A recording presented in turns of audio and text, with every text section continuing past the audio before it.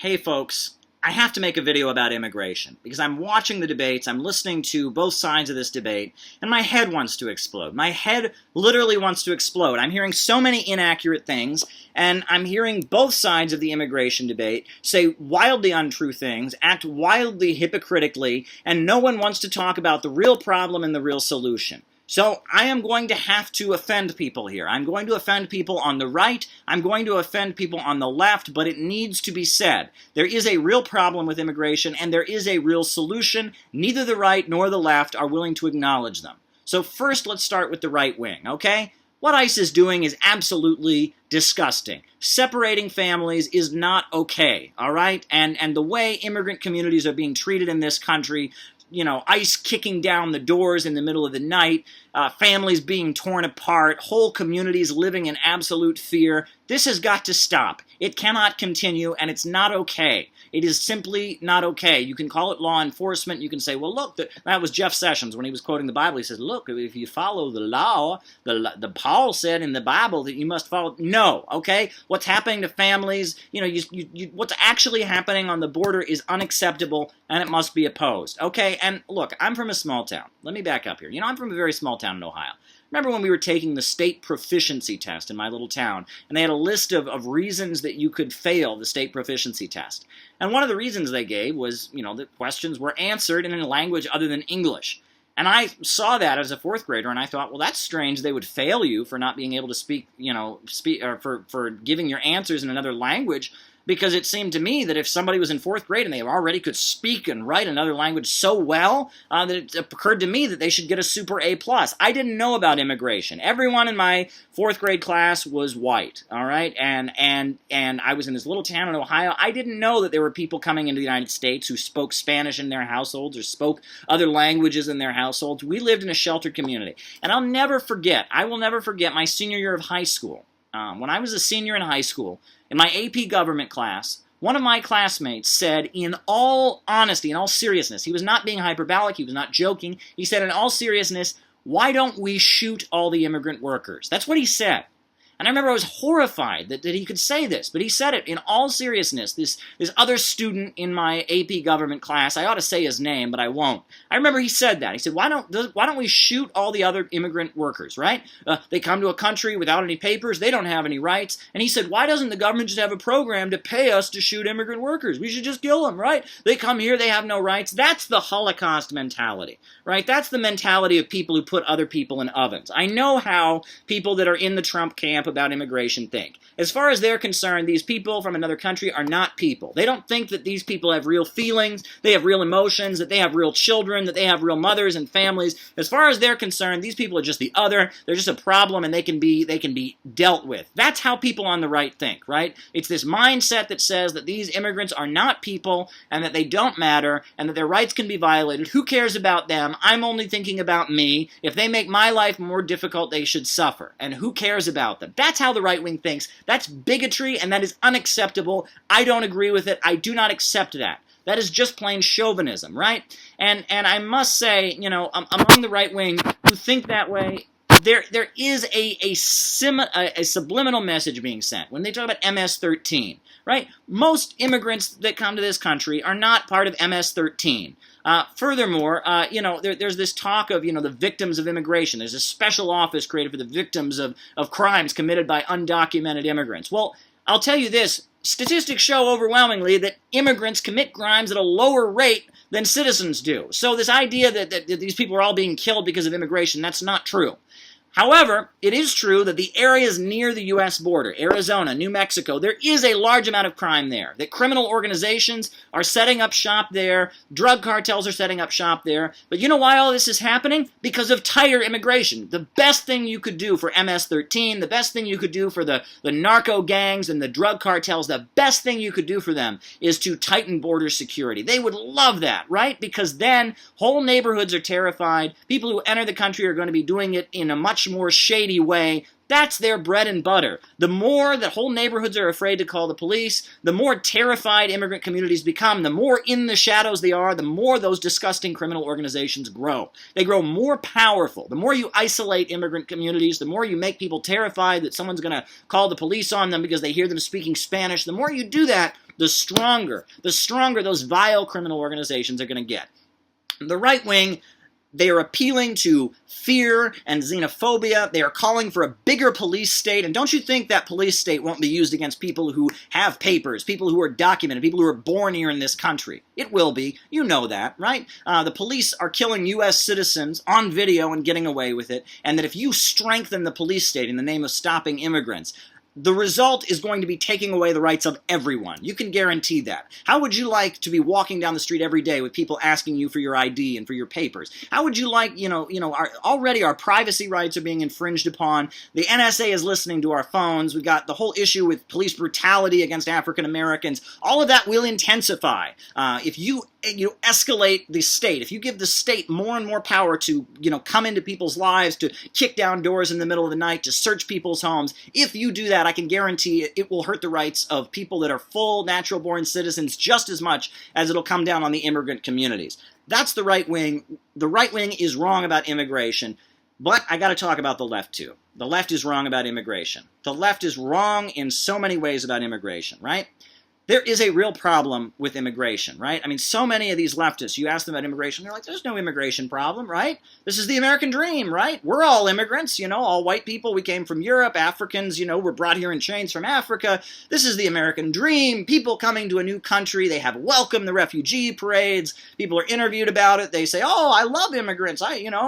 Immigration is great. No, it's not. It is not great. Look at what's happening on the border right now with these families that are coming here. A lot of these people that are coming here, they're coming here because they're desperate. They're crossing the border every day. Dead bodies are turning up on the U.S. border. This is not a good situation. And what's happening in Europe is not a good situation either. These people that are fleeing the Middle East, fleeing North Africa, packing themselves onto ships and trying to get there, and it's not a good situation. And there are real problems going on. And the fact that people are desperately fleeing their homes, the fact that there's just this inflow of people from the third world who are desperate to get into the USA and desperate to get into Western Europe by any means possible, this isn't something to celebrate. This is a disastrous situation. It is a big humanitarian problem, the fact that people can't live in their own country. Not that people are coming here, not that, that oh my gosh, I heard a foreign language somewhere, not that different cultures are being brought in. That's not the problem. The problem is that people are dying. People are dying in mass. The problem is that criminal organizations are bringing people into the country, that the whole crisis of mass migration is a big humanitarian problem. People are dying every day. There is a humanitarian crisis. There is increasingly a big problem, and the problem is rooted in capitalism.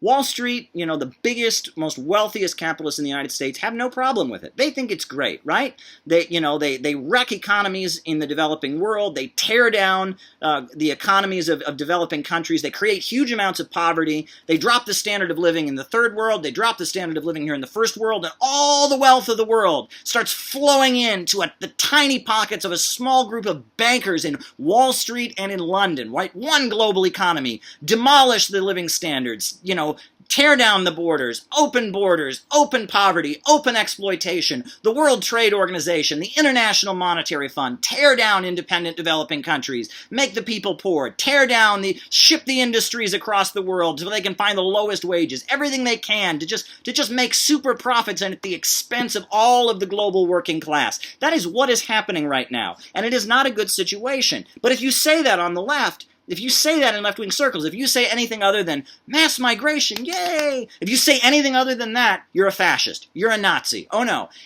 This is a big problem. The fact that millions of people can't live in their homes because of global capitalism is a big problem. The reason that millions and millions of people are desperately trying to get to the United States is because Wall Street has wrecked Latin America. Let's go through the history, right? Mexico used to be, a home to a very, very prosperous, agricultural industry. They had their own farms and all that. Well, NAFTA put them out of business. Their agricultural sector has been wrecked. Peasants were thrown off their land, and this desperate mass migration to the United States during the 1990s started when NAFTA wrecked Mexico's economy. But all throughout Latin America, whenever you have an independent government that emerges, that starts fighting for the people, it starts trying to build up a domestic economy, Wall Street and the CIA and the Pentagon, and they come in there and they tear it down. They tear down independent governments, and they create a situation where people are desperately poor. You want to look at some of the worst countries in terms of poverty and crime in Latin America. How about Guatemala?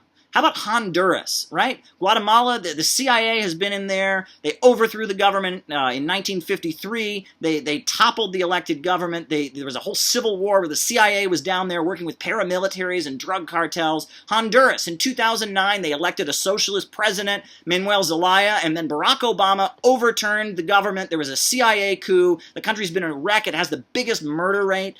You can go down the line. Wall Street wrecks Latin American countries, and people have to flee. And the fact that they can't live in their country, the fact that their country isn't developing and the standard of living is not rising in their home country is driving mass migration. You're not allowed to talk about that in left-wing circles. Or take the refugee crisis in Europe, right?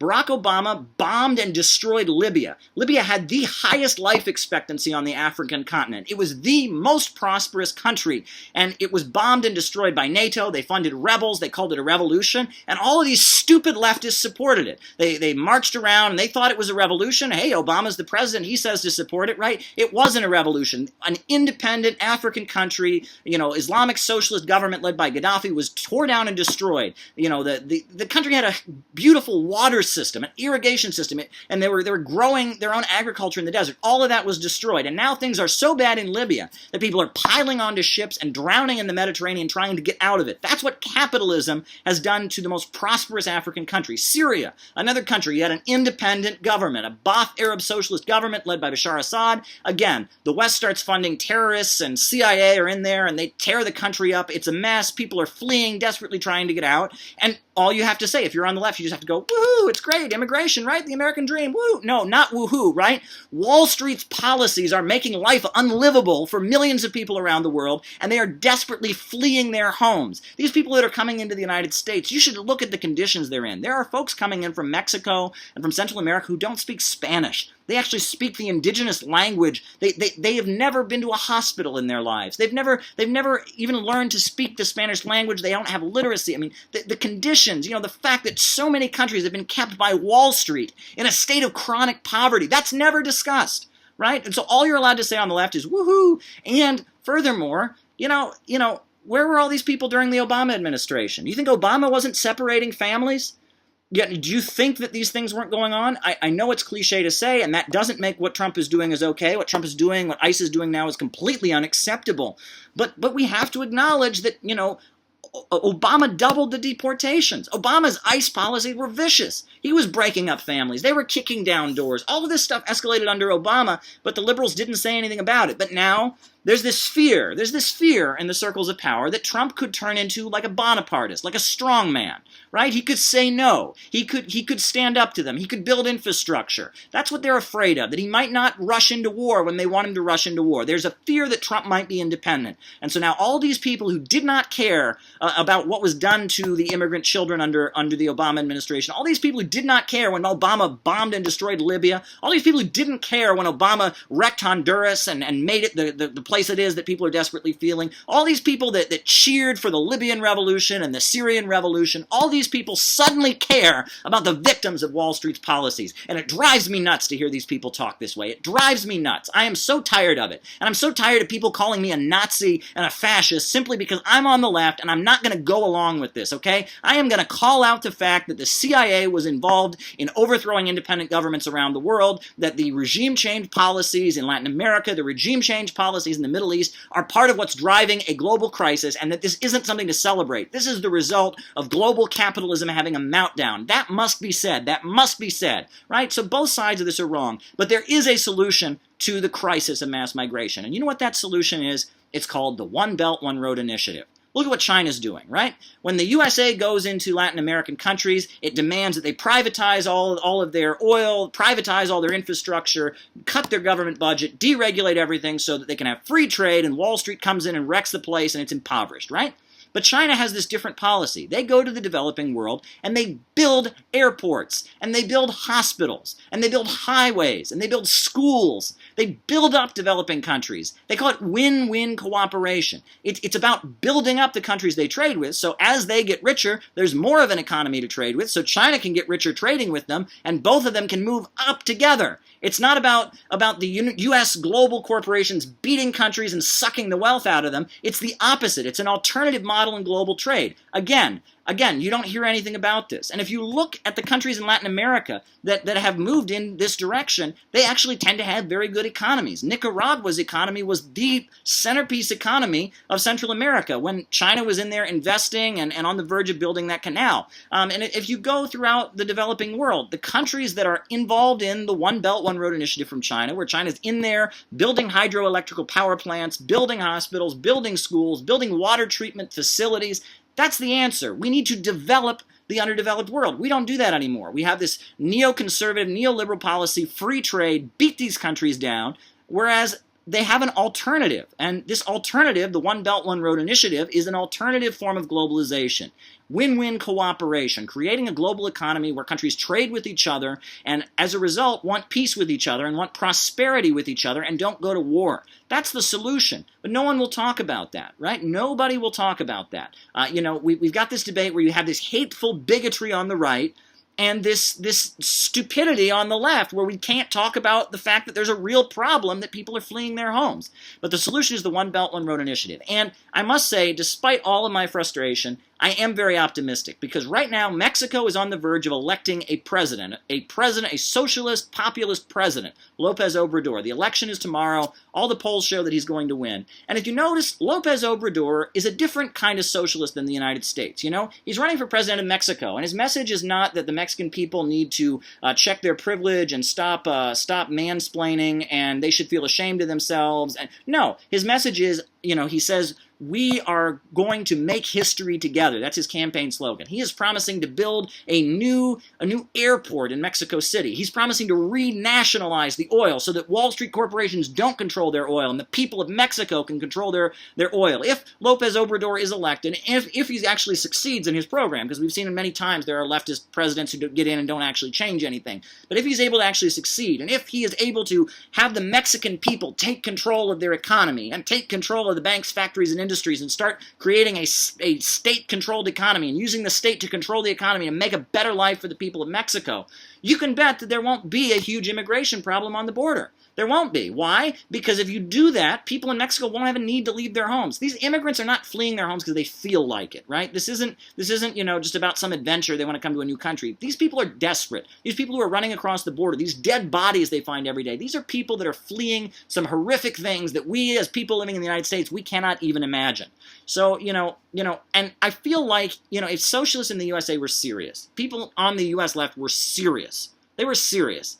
They would start talking like Lopez Obrador. They would start going to America's working families and saying, this is how we want to make your life better. We want to start providing jobs and healthcare and education. We want to start building high-speed railway. We want to start funding scientific research. We want to start repaving the roads and rebuilding the infrastructure of the United States. That's what leftists would be saying. That's what they would be focusing on. And if you look at this socialist who just won, in Queens and the Bronx here in New York, Alexandria Ocasio-Cortez, you'll notice that her platform in the lead up to her victory in the Democratic primary was about economics. She wasn't telling the people in the Bronx that they should be ashamed of themselves. She wasn't burning the American flag. She was telling people in the Bronx, look, I'm a socialist and socialism will make your life better. I believe in jobs for all. I believe in health care for all. I believe in school and education for all. That's what she advocated. And generally, people want their lives to improve. People generally want their lives to improve. So if actual leftists want to win, that's what they should focus on. Right now the United States is being destroyed because of capitalism. The same kind of brutal, destructive economic policies that were unleashed on Latin America, unleashed on Africa and Asia,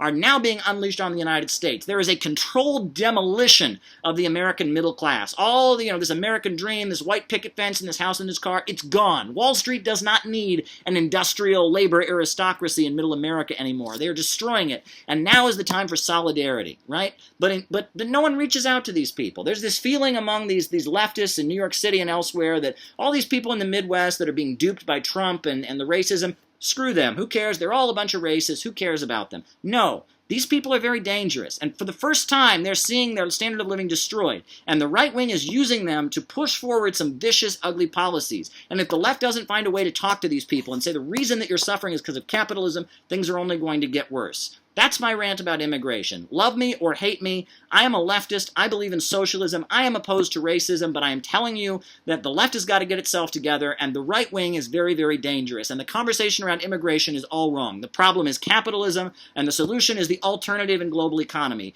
It's socialism, where the economy is controlled by the people, and the banks, factories, and industries are run by the people, and it's the One Belt, One Road initiative in global trade, where countries are building each other up with win-win cooperation. That is the solution to the problem of mass migration and people having to flee their homes in order to survive.